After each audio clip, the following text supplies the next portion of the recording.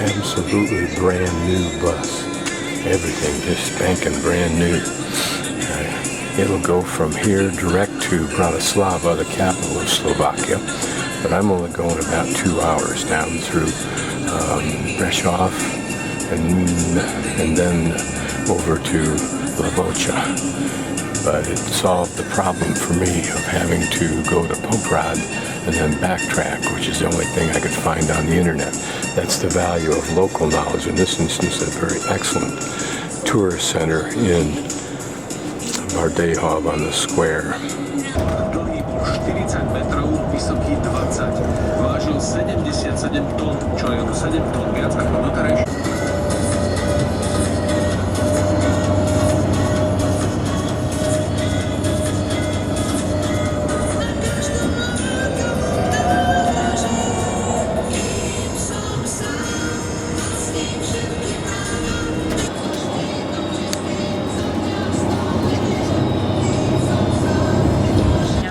That castle on the hill, I think, is about 4 or 5 kilometers back towards Bardejov from Prešov.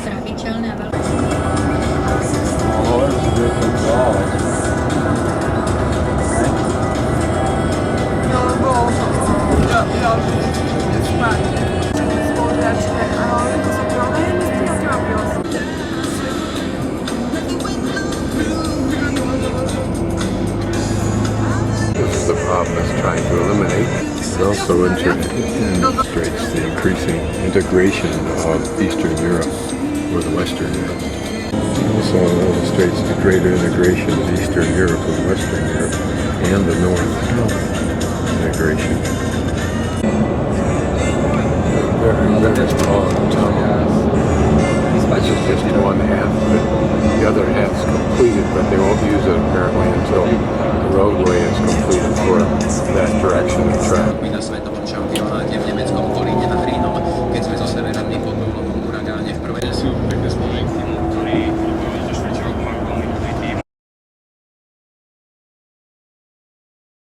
This is my little kazar for the next 2 nights here in Levoca.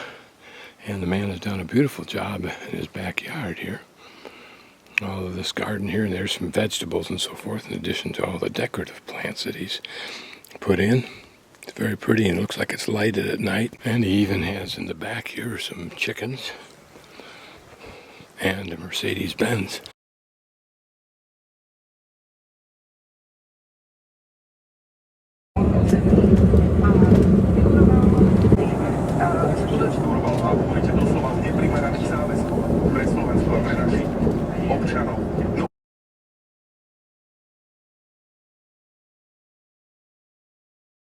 I'm now in the town, and I think on the main square of Spisska Podhradie, or something like that.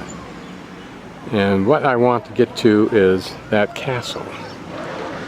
But information's closed for lunch right now, so I'll have to walk around for 10 minutes or so. This little area up to the end of the what you'd call the main square seems to be trying to, on its own, rebuild itself into a nice little area.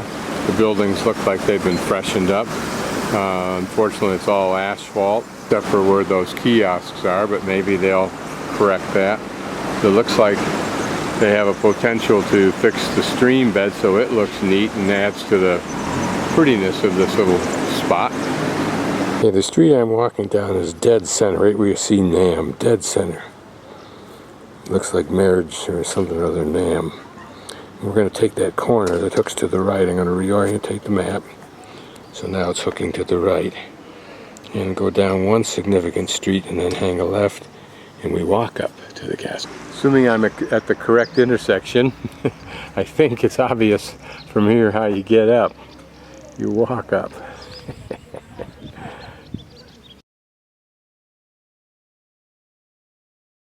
An imposing castle by any standard, although if that person is any indicator, not as massive and not as high up as it looks like from below, perhaps because the view from down below is across these broad, sweeping upward hillside. And there, the town of Spisska Podhradie. And there up on top is a monastery which you go by on the bus. But I'm not that sufficiently interested to climb up to see it and then have to walk all the way back down to get the bus, because even though the bus goes by, it won't stop and pick you up.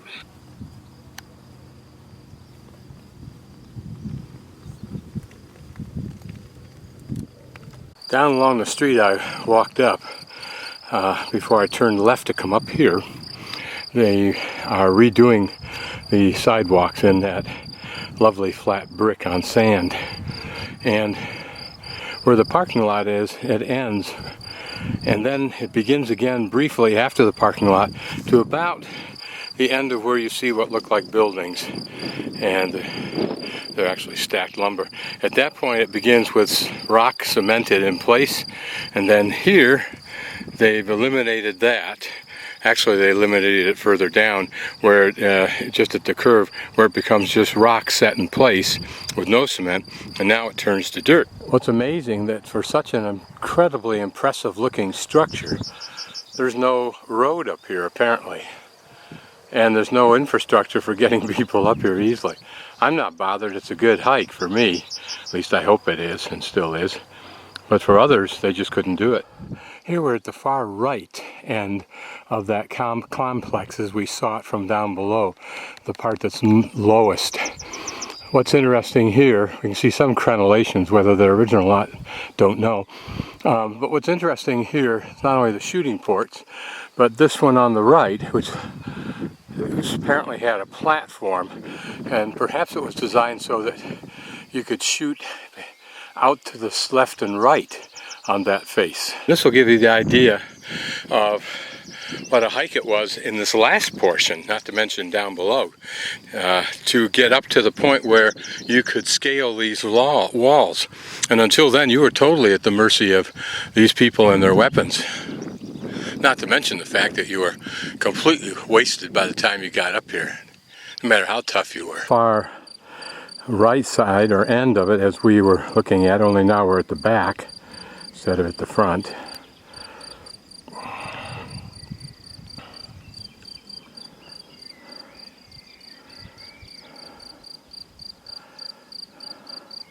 Not much but what are probably reconstructed walls, although this may not be, I don't know. It all looks the same. But here we may be getting to the entrance to the castle right there. So we'll keep hiking and find out. Well, it looks like if you're a wimp, or you've got a car, or you're coming to tour, you can just drive up.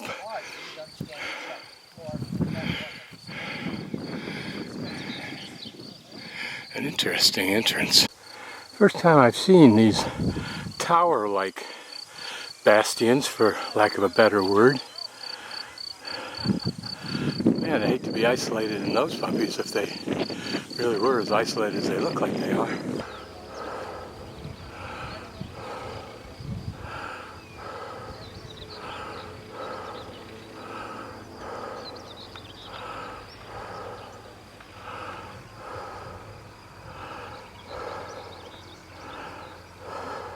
And the real wimps don't even have to walk up that hill. They can take a road that comes up to here. Huh. Okay, some fascinating insights here, as well as curiosities. This looks like termites had eaten good-sized wormholes in that rock. I wonder what's caused that. And did man contribute to it? And here you see a thin secondary defensive wall backed up by about the same thickness wall, and crenellations on top, and as you can see from those holes in it, probably some kind of flooring. Now whether this area was floored or on the other side, I don't know. It's possible that right where I'm standing was in fact a lift bridge.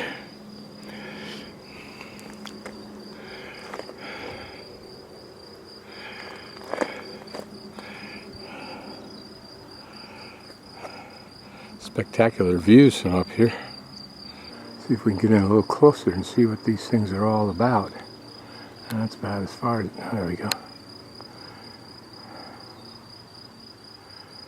Well, I don't see anything interesting. Maybe it was just limestone and re-eroded down and then the face fell off over time. Huh. Here we're in that outer defensive area. I can't remember the name of now. Got bastion stuck in my mind, but it's a round area in front of a gate. This probably was an early well, although it seems funny that there could be a well right on the peak of a mountain. And notice again that shooting hole that I'd seen a couple of times on this trip, an inverted mushroom design, if you will, probably giving still more of a wider field and in a downward direction to the field of fire.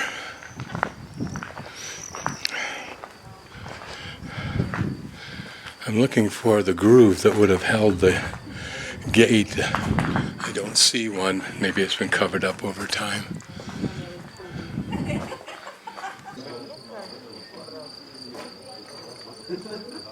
So this is the upper part of the castle, and then down here somewhere we go to a lower portion in a few minutes when we're done. Just some views as I work my way up. Imagine how formidable this would be and would look to an attacking soldier. And now we'll go into the upper castle proper.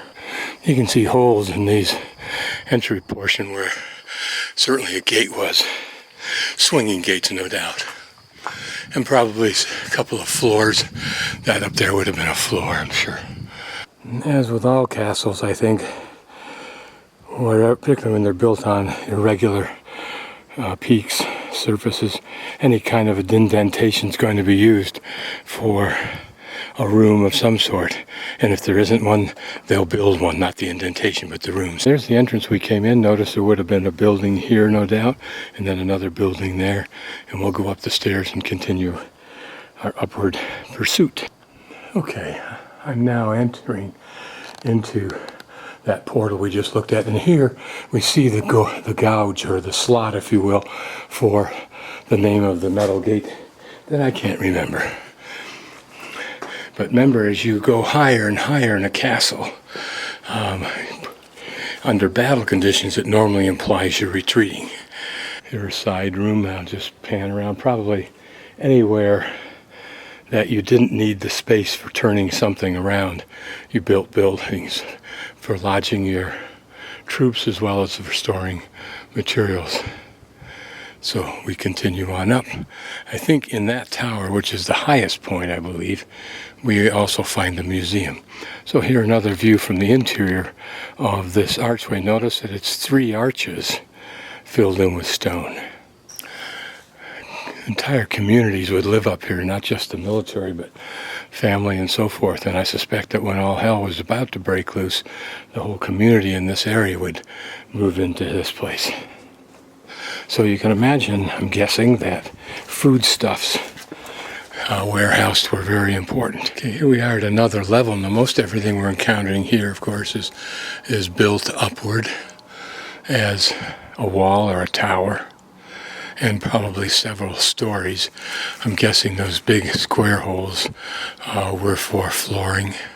There, the first portal we entered, those folks are coming in from. And you can see the lower portion of the castle beyond these immediate walls. And there the town. Notice how much higher than that monastery we now are. When you wonder at these sandstone blocks, did they carve them out of natural stone on the mountain, or did they have to be trucked up here?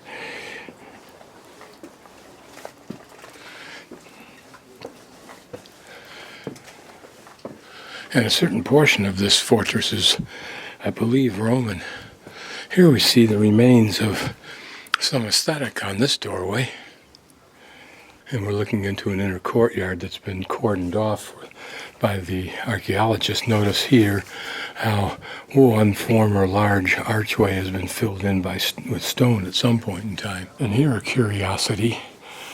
Was that a flue? Was there once a fireplace right here? Does that blackened stone support that idea? And these look like water spouts, as though at some point in time that portion up there was covered, number one, and covered behind that so that water drained off there.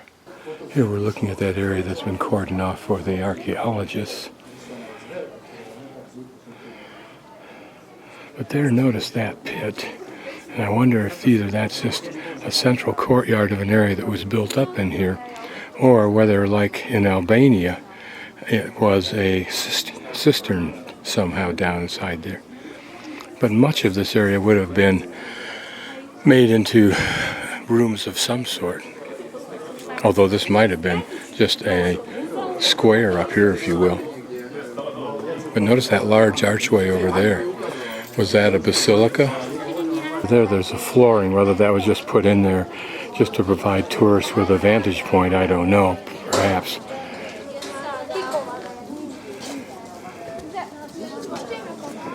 You can see down there too, another arch that was partially coming up is gone now, except for that portion. So imagine that these kinds of places underwent continual evolution over the centuries. Here we get an idea of how rooms would have been set up. All this has been reconstructed. This is probably a platform for a fireplace, maybe even for a kitchen. So it gives us some hint as to at least the space that soldiers had when they occupied this fort, and of its size. Were these rooms we're walking through subdivided further? What determined the placement of this, what I'm calling a stove base? And how come it's arched there? Why was there a need for communication between? Unless, as I say, that was a kitchen area, but then so also is that over there inside that room. What was the purpose of this? I mean, it's a very specific piece of stone. And opposite it is a groove, if you will.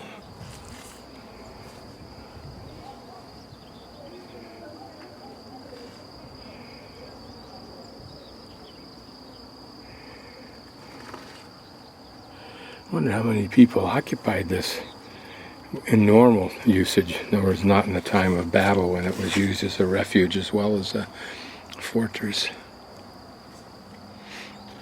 Off to the left you can see the road that I walked up, or the pathway, and straight ahead, right there is the city square, and off to the left is the information center. And to the right, 1 block, is where the bus.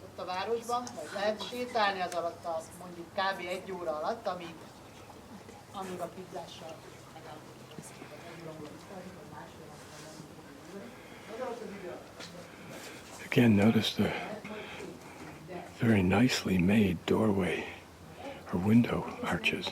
Now I've noticed in some windows that you'll see a secondary groove or level, and that may be where all of them had stonework like this.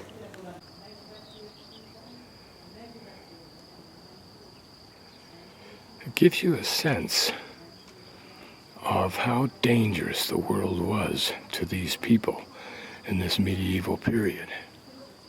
You can see that most of the walls were probably plastered, so they were smooth. They might have even been painted. A couple more window examples. This is interesting. Haven't seen this yet. Could it have been, I say a kitchen again, but if it was, why doesn't it have the supporting rectangle that we've seen already? Now notice this window stone is dressed, but not elaborately so. Now you would think that this side of the fort was absolutely defended. Nothing would try to come up there.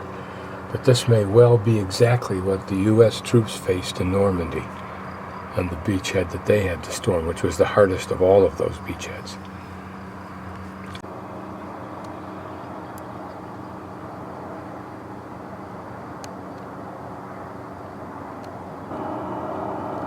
What's interesting is that this is designed like Archimedes would plan, so that it slopes from a greater width to a lesser width at this point. But was this always an interior wall, or could it have been an exterior wall at one?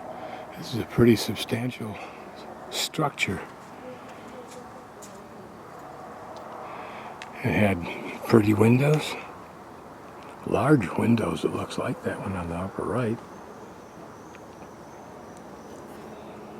And that stone sticking out that looks like it's dressed, maybe those feathers.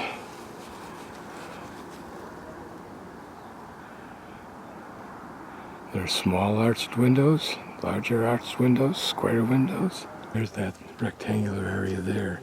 And my bet is that this was some kind of a cistern right here. You can see if this were a central square, all of those buildings built against the wall, both defensive and served real purposes. There were obviously rooms inside here. That this might have been the main common area up at this level.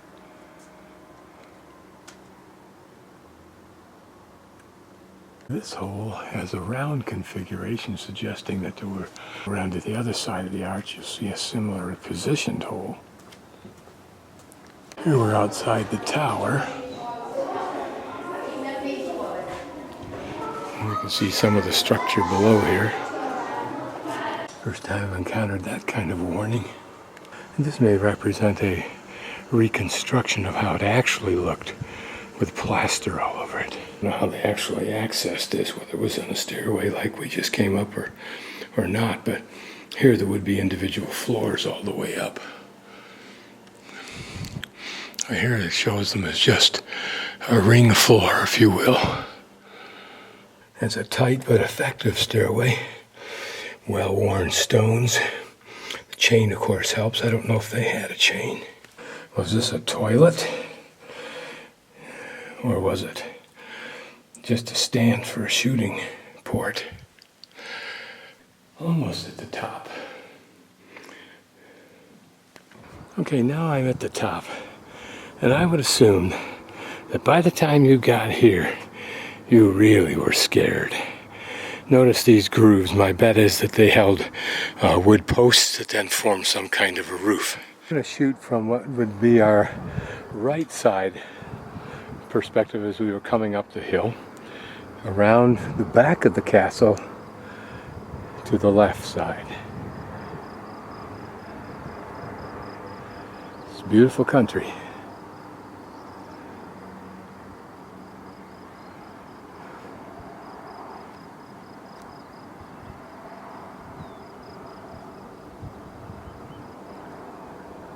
And I'm going to do the same very quickly just so we can see the outlines inside the castle.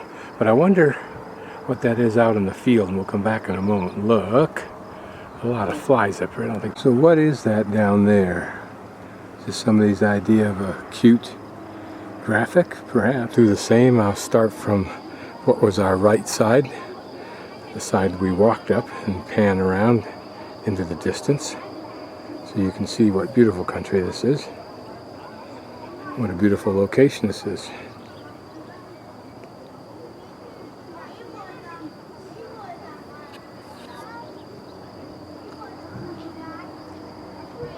And look at those mountains off in the distance. We'll come back, but I think those are the Tatra Mountains.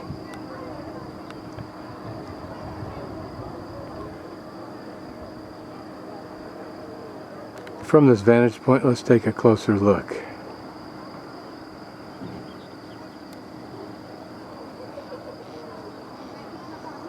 And now at a 200 telephoto, we'll go even closer.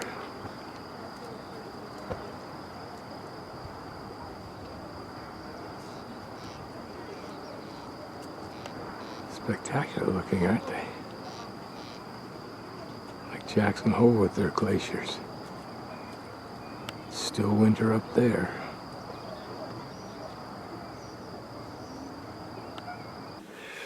Just so you can appreciate the fun of going down these stairs.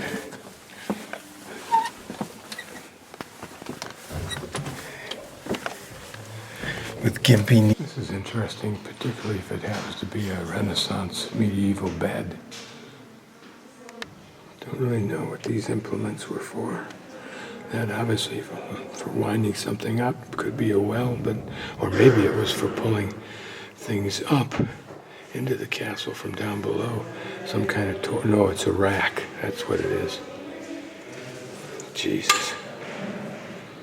Because look at that. God.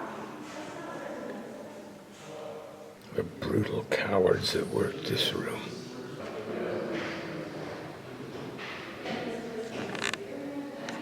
Reading Les Miserables and the account of Valjean's multiple use of those bracelets and neck bracelets to boot. Notice the size of these stones, which would have been cannonballs. But even something like that flying at you's got to have one hell of an impact if it hits something, particularly a human. Jesus. And yet, imagine what ours do. Here you can imagine this on a person's arm or leg with those little protrusions inside that probably were longer. So it'd be like a thumb screw. It not only put pressure on there, but burrowed holes into you. And this might have been something where it went around your neck and your arms were in there also. I think that's what it... It's crazy how they thought of these things. How can I really, put pain to my enemy? I know. Very creative ways that. Yeah, look, there's a light switch. Imagine what horrific things were done with these tools. The hooks. It's horrifying just to think. Although they could have been as benign as the hooks went into the wood and then they hung you from the ring. I suppose that's benign. But what was that narrow? Designed to skewer you to some degree, but stop at a certain point. The cruelty. Here a man on the rack, but not content to stretch his joints apart. The man knifes him in the side.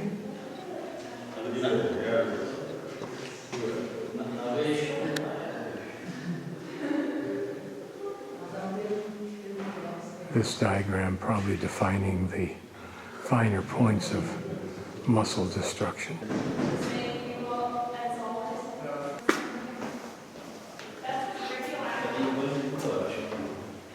Notice here, they would strap you in, but now the nails are reversed, but maybe they weren't reversed then. All of these things you can read about in either Dumas. I think in The Man Who Laughs, he describes too well how these torture devices were used. This is not at all unusual. Devices like this were often hung in cities, and some ports would hang them on islands as boats approached to give warning as to what would happen to those malefactors. Here pouring scalding water or oil on someone. Who knows what god-awful thing they're doing to that woman's hands.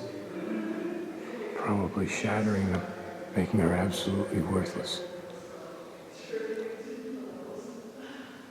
I shuddered to let my imagination roam. It looks like a man is roasted inside of a metal figure of a horse or something.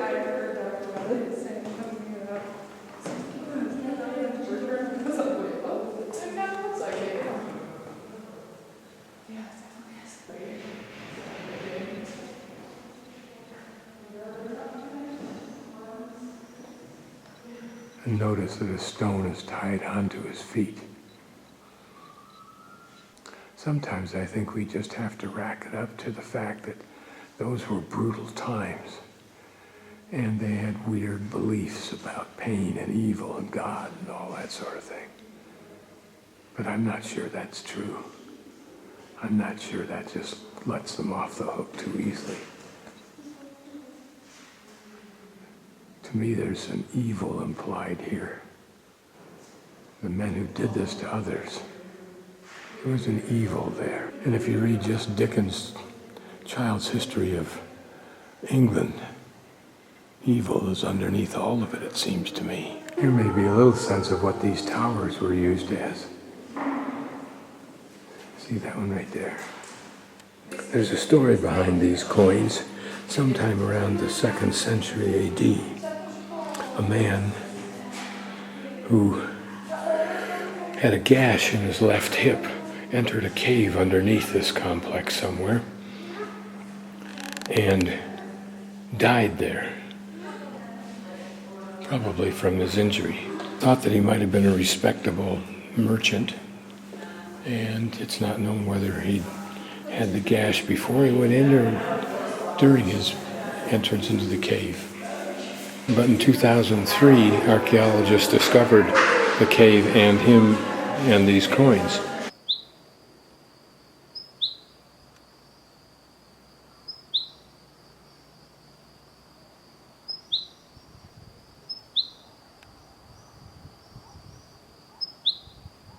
Okay, we'll go down and walk along that wall just because we can. And try to imagine what it might have been like here.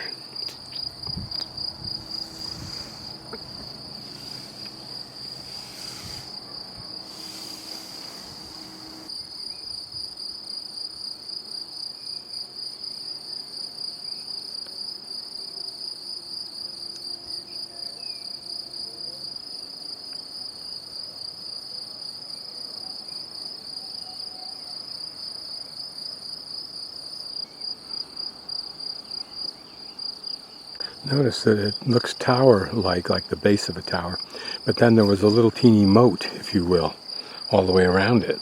Here we can see how these towers had their various floors. Notice that at least here they alternated the direction from which the beams came, for whatever the reason. I wonder why that large stone was placed there. It's no doubt a shooting port, but why that large stone? Did it just happen to have one?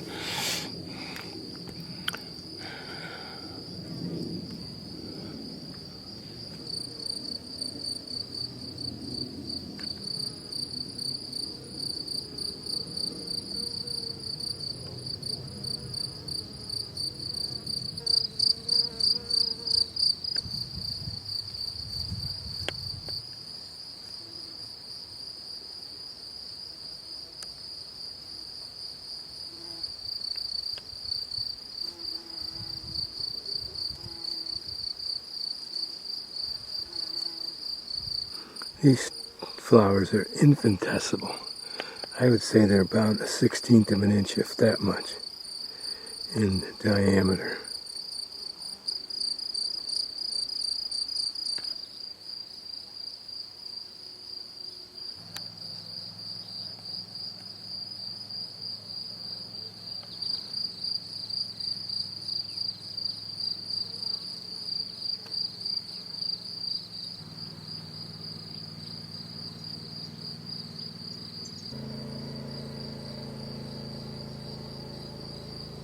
Here I am near the bottom. Here I am near the bottom.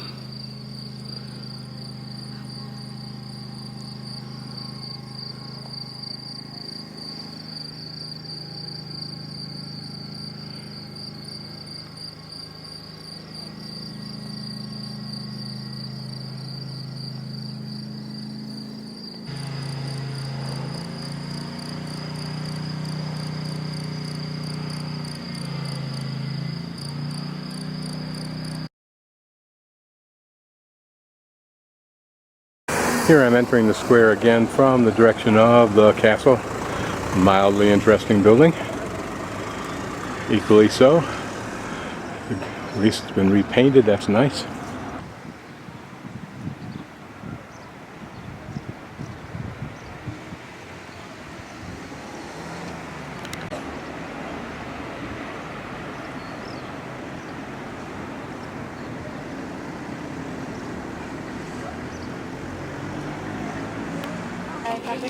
This is looking at the far left end from where we walked up. And is this a lighthouse up here?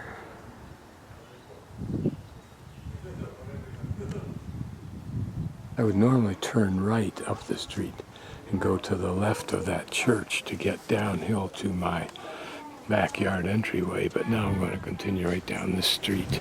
My guess is that this is just an architectural affectation, and you can see how it curves in here, then a little bit less so, but still a curve up towards the center, and then almost, but I don't think it's quite perpendicular all the way to the top eaves.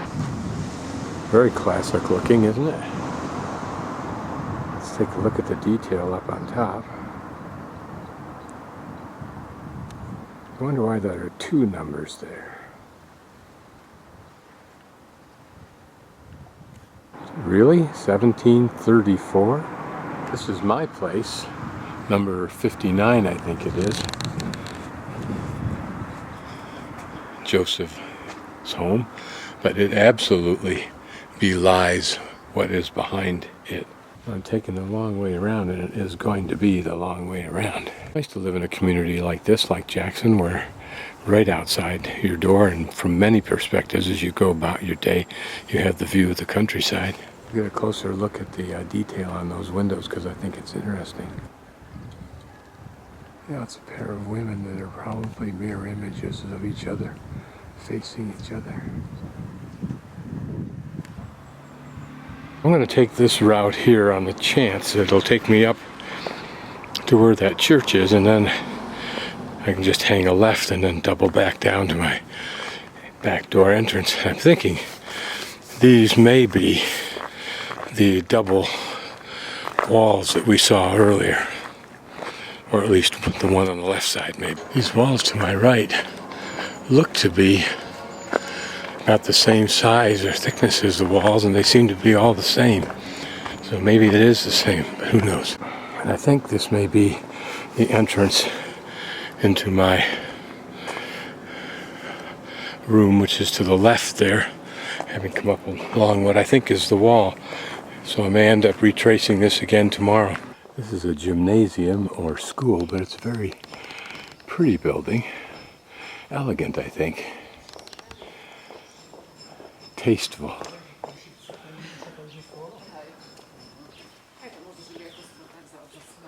This is a gymnasium or a school, but it's a very pretty building, tastefully appointed, elegant, I think.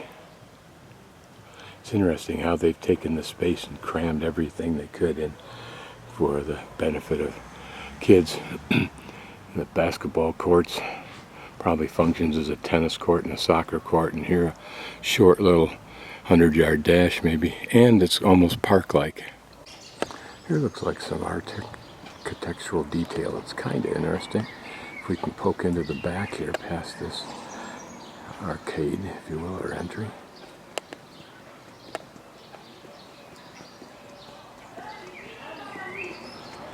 It's now run down, but it's for sale, I think. Pretty good sized building. Includes this complex right here too. Okay, here we're looking at the city. When I first came in, I came in from the upper left on that street that comes down to where you see a kind of a gray square, and that's the park that looks like it has trees and buildings in it. And the lower left corner of that is where the information office is, and then my hostel, or my room, is way down here where you see 59, that last dot before you get to the connection of those four streets at one big circle that I've made. Where we are now, go back up to the park where you see that one church there with the cross upside down, it looks like. I've just traveled down that street, and so I should be right about where this P is right here. I'm not sure what this gate is called, but I'm going to make a circuit of the city as soon as I go to the grocery store, find the main bus station that I leave at tomorrow, I think, then go back and take a shower after my haircut. You need to know that. The more I see of cemeteries, the less inclination I have to want to spend whatever someone calls eternity in one. Tranquil, yes, but depressing. Yick. Just send me back in dust into the oceans and let me become a part of the space again. In the same way that I borrow the land I think I own and live on, I only borrow the stuff that's inside my body. And a lot of that for not very long, like water, which continually goes through me and others throughout my life and all life. You can buy bread by the loaf and then slice it yourself in that machine and then wrap it up yourself.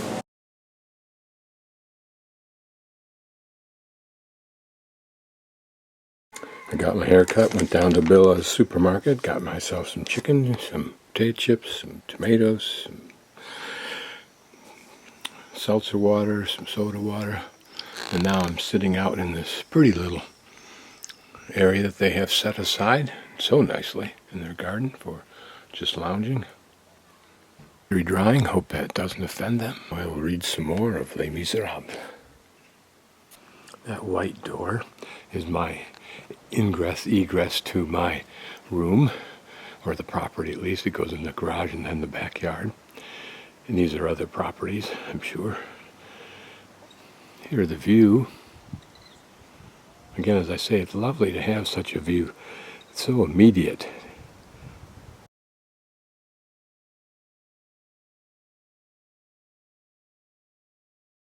Okay, if you recall, last evening I walked up this route here.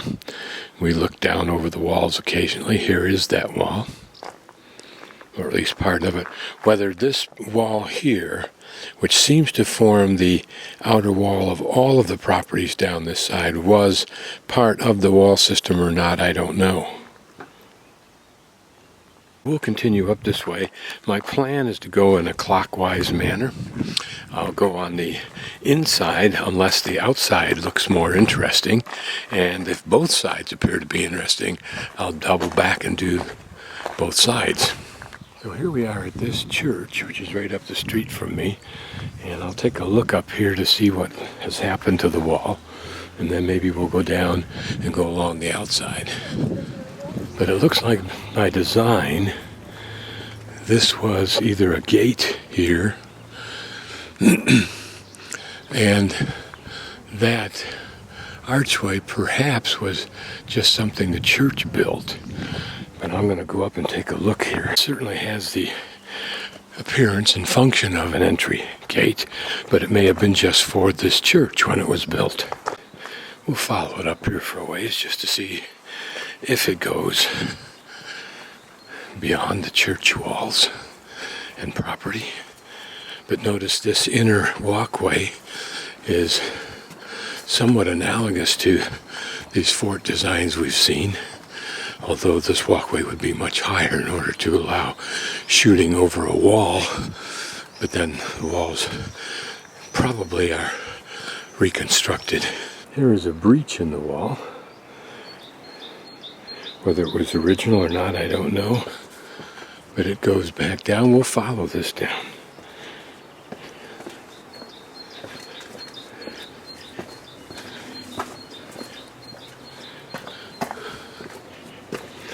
And it may be that it's just taking us to this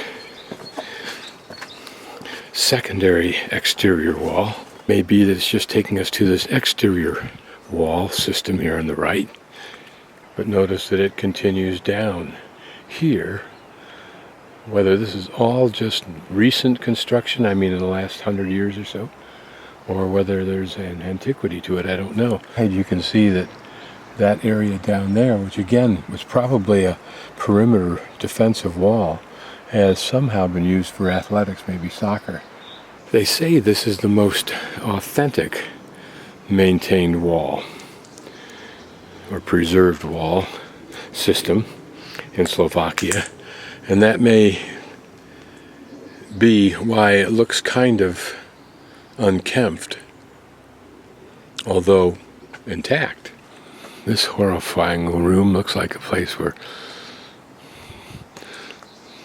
the poor would hang out, but now it's just a horrible refuse. The room down there we just came up from, but I'm guessing that that is a secondary wall system down there too, and that this might have been an entry gate at some point in time. Here at one point in time, but way in the past, it was converted into a neighborhood recreational area, but again, as this town seems to have done, completely abandoned all of that. So here's a pretty colored map of the town center.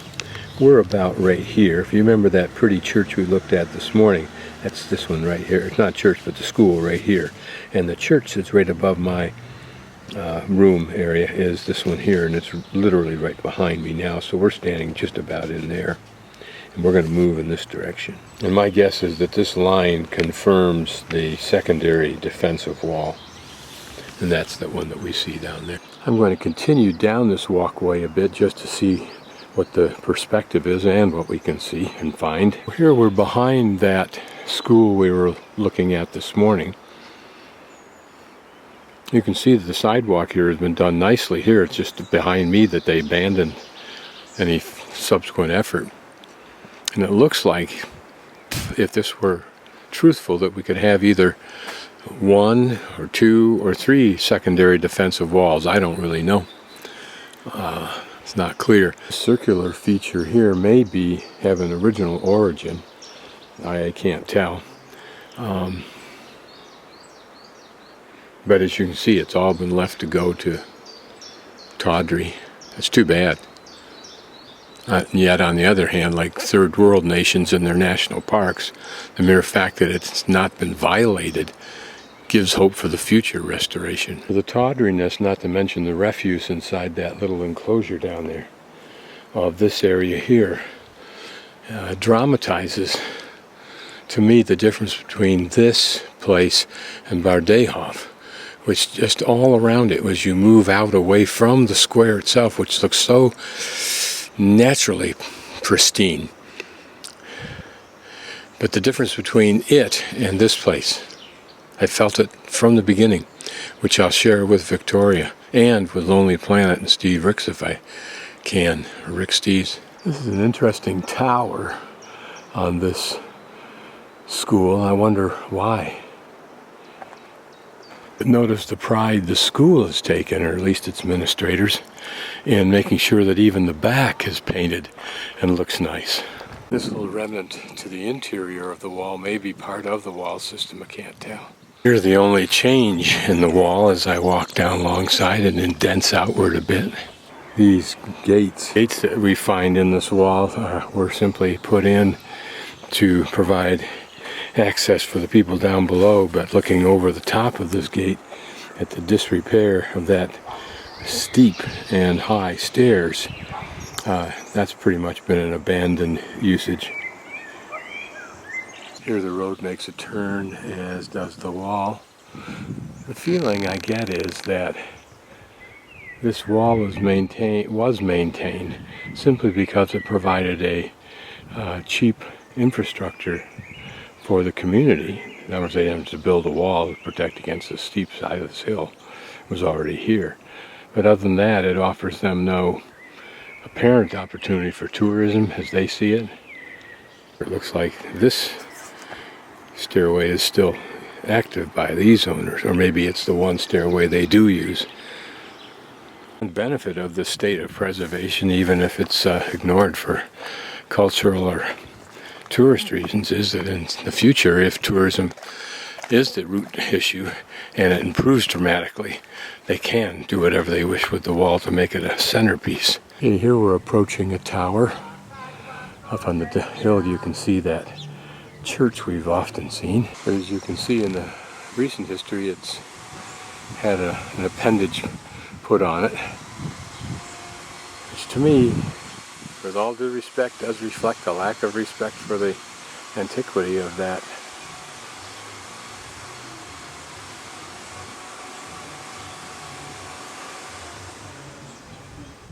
And there down below you can see that secondary wall sweeping out around this corner.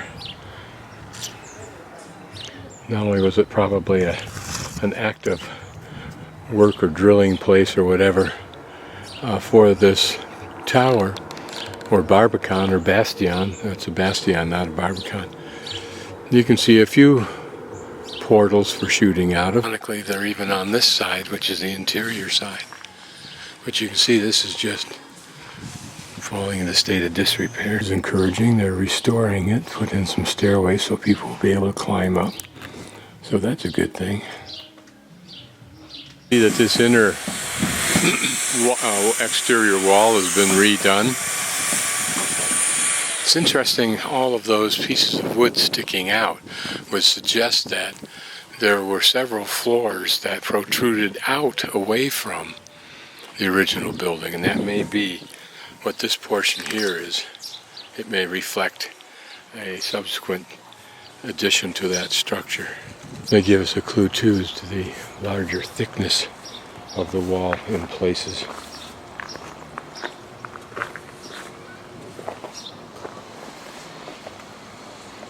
Some cause for optimism, as well as the fact that this house, so that's a cause for optimism, and this nearby house just across the little street has some beautiful restoration of a very unique decor in its roof line. It looks like they're putting on insulation for that house to restore it. Here this house is neatly done on the inside. It's a restoration effort, if it's in progress now, tends to cause the rest of the neighborhood to restore. The property values go up.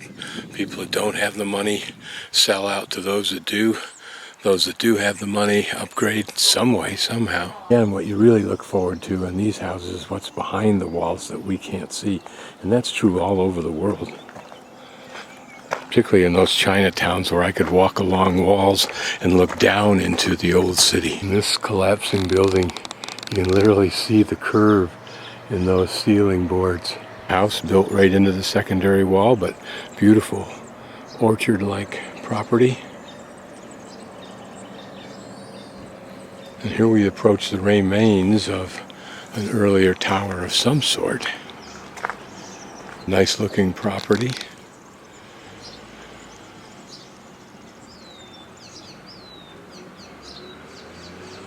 Probably where I'm standing, that tower that we're looking at would have extended beyond my back.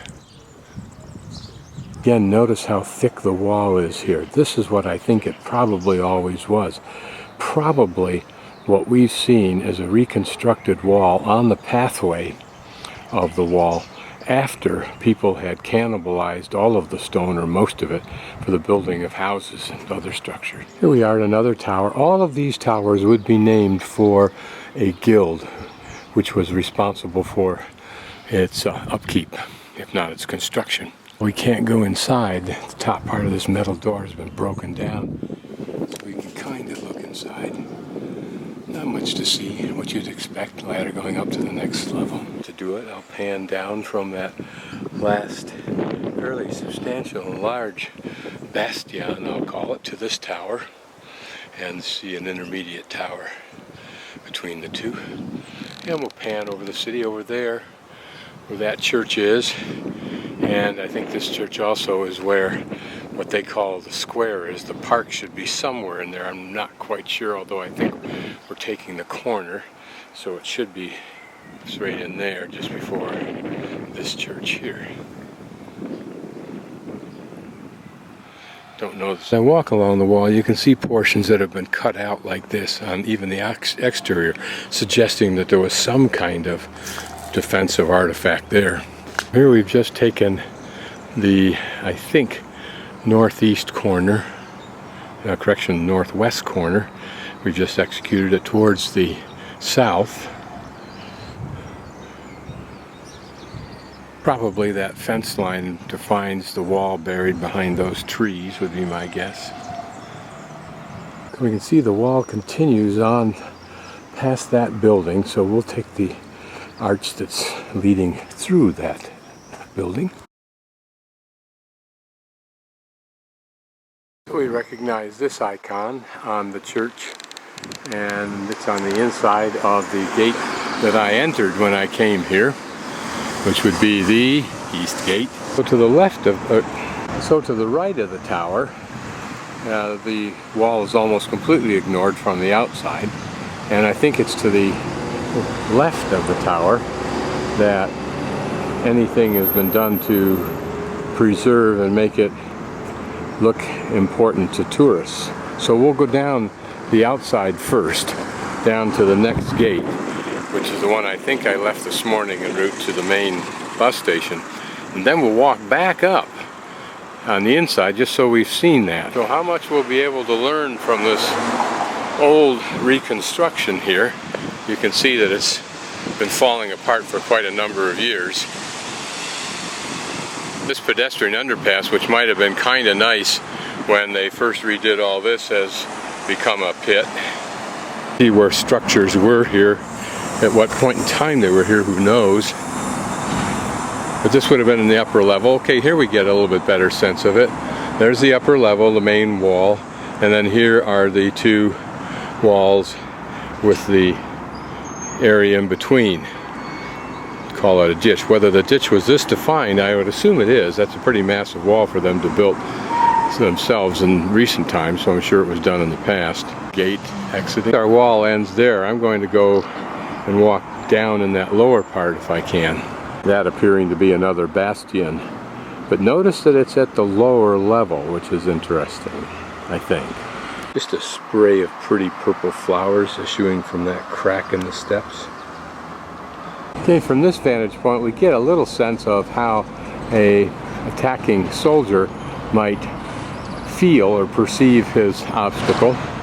He had to come down that wall, which already got him killed, or should have, and got down here, and it might have even been deeper. It might have been like a V or a U shape. And then when he got to this, he had to climb up the top of this. If he did get over the top, he was being shot at as he tried to get over the top from the upper wall, and then he had to get over the upper wall. Here, look at the back of the roof of that church. They're pretty much nondescript but classic basta or bastion. There you can see large holes for cannon with swinging spaces on the exterior, as well as the narrow slots for firing rifles, etc. outside. And someone's trying to make a restaurant out of that. Hopefully their reputation is good enough to make this place come alive, at least at this point. And then another tower above. I'll swing the camera down so we can see that this same idea continued. And of course, by having that portion of the wall come out, you've got two side panels that you can be shooting at anybody that does get over this second intermediate wall. Here, this building at another gate right to the left of it may or may not incorporate the old building. I can't, if there was one here. Those indentations suggest it might be the case, but I don't know. This archway and two more window type things suggest that this is a building that was redone but incorporated the old bastion or tower that was here. Here's an entryway, and there further down. What's interesting about this is how it curves upward. Whether that was original or not, I don't know. What I'll do from here is I'm going to walk back up to the inside of that gate where the church is and walk back down if I see anything interesting. Okay, I don't see anything particularly novel, so I'm just going to use a telephoto lens to start up there and then come back down here.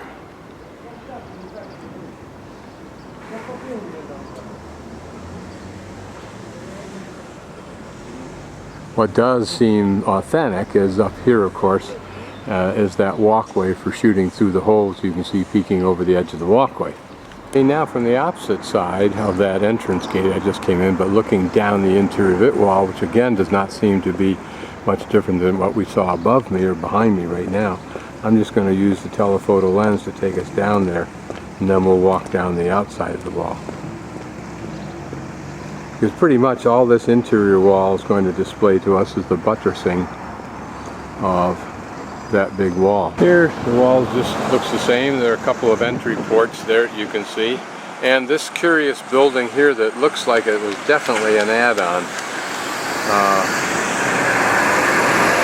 What it was supposed to be, I haven't a clue. I can only wonder what its purpose was and why it was allowed to crap up a wall, but then they probably didn't care. They don't care all that much now, actually. There's nothing interesting about this wall. If, as claimed, it's one of the best preserved walls of a city, at least in Slovakia, it's only because there might have been an earlier incentive not to damage it by cannibalizing its stone for something else, but otherwise they just ignore it, and that's why it hasn't self-destructed yet, I guess. With all due respect, we can't take away from whoever made the decision to restore portions of it, like that part right there, and to maintain portions of it, allowing it to still exist. This curious building, again, I have no idea why it's here or when it came here, but what does give it some possible credibility is that stonework, which at least reminds me of some of the stonework that was done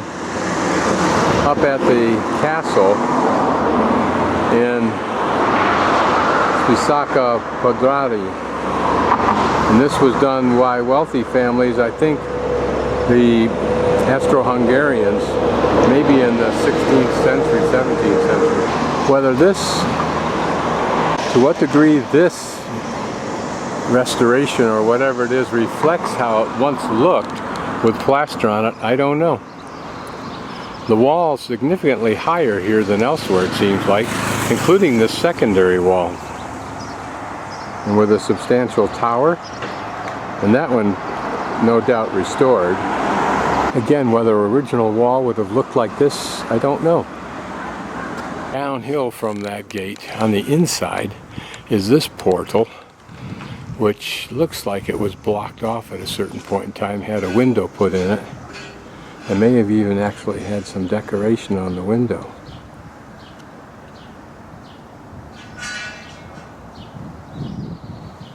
You can see that that roof and that upper part of the wall and this part of the wall in general, it's all been restored recently, so you've got to give credit to that. Just a closer look at this tower, but also I'm curious about these little houses on the side of this wall here. I don't know what their function was, unless they're just buttresses. I'm guessing it's just a structure built into the wall well after its origin. Cute design, particularly that little balcony right there and the upstairs railing. And this big institutional building, perhaps 19th century, more likely early 20th century, justified the elimination of the wall through it. Another pretty building, if only for either the red stone or the painted red stone that still remains. Now it's just painted. But this building, I believe, is abandoned. And up through there is the church right near where my room is, so it gives us a little orientation. My room would be just to the left a little bit. Book of plans. You can see here we can see that wall, the farthest interior intermediate wall and the main wall there have issued from those buildings, and there's a little court over there giving access to the garden area up there for whatever that building. The wall almost disappears here, but I think we can see it back there underneath the spray of white flowers beyond this immediate fence. Here, a pretty park-like niche with magnificent trees. Wonder what tree it is that has those kind of flowers. Is it chestnut? Okay, here we are looking at a big version of this town, the center part. We've just walked around all throughout this area here. Actually, we started up here because, you recall, I had already done this part last night, so we did all the way around like that. We've come up through here, and now we're standing right here, which is where we started yesterday. And there you can see the wall. So my guess is that see it in that little park on this walkway, so it probably issued right straight through here at one time. This is called the Cage of Shame. Unfortunately, they attached the word shame to the wrong parties, but it was used for women who principally created adultery or were found out in the streets after dark without being, as the guidebook says, without having a man for a guide. It's just like the Muslims say about their women today, can't drive or be outside the house without our permission. Superb example of man's dominion over women because they had the physical force and then the cultural force. But the word shame should reside on man, not women. To my knowledge, I've never seen, never heard of a cage for men. There is one bit of irony on this. when you were put in there, you were put in for 24 hours. However, the first person to use it was the daughter of the mayor, who was put in there for 48 hours because the mayor decreed that she should have known better, and she had a responsibility not to have done what others might do. Pretty fountain and statue. It's the Virgin, I believe, but as usual, not operating.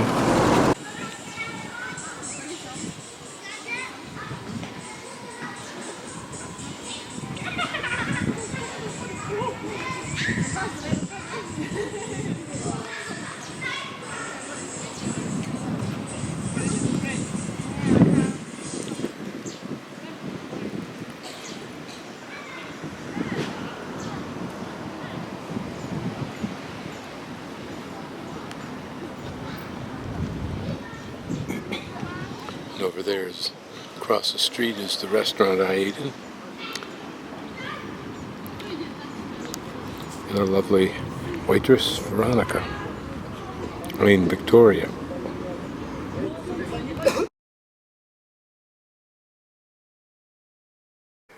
Just a good view of the apparition that sometimes assaults people in foreign countries and no doubt precipitates riots, wars, huge downpours of rain in various countries, revolutions, and probably mental derangements of various and sundry sorts. And I don't know if it gets any better if I take off the hat and the glasses. I don't think so. Had a haircut today. I have to use ingenuity. Here, inside these cement buildings, it's cold actually, if you sit for a while, and it goes right through you. On the other hand, on the outside, it was nice and balmy. In fact, I just came in and the sun's already just gone down. But in order to keep this room heated a little bit, I brought the hot plate in from outside in the hall and turned it on. It keeps it just warm enough. So I'll turn this on just before I get up tomorrow morning, an hour or two before, and it'll be warmer in here. It reminds me of the convent I stayed in San Gimignano, hilltop town in Italy, when it was so cold after I'd been walking in the rain. It was soaked just literally through, even though I had all my rain gear on. And I just put a blanket around myself, and there was just enough heat coming out of the radiator that if I sat on the windowsill above it with the blanket over myself and the radiator, I got warm.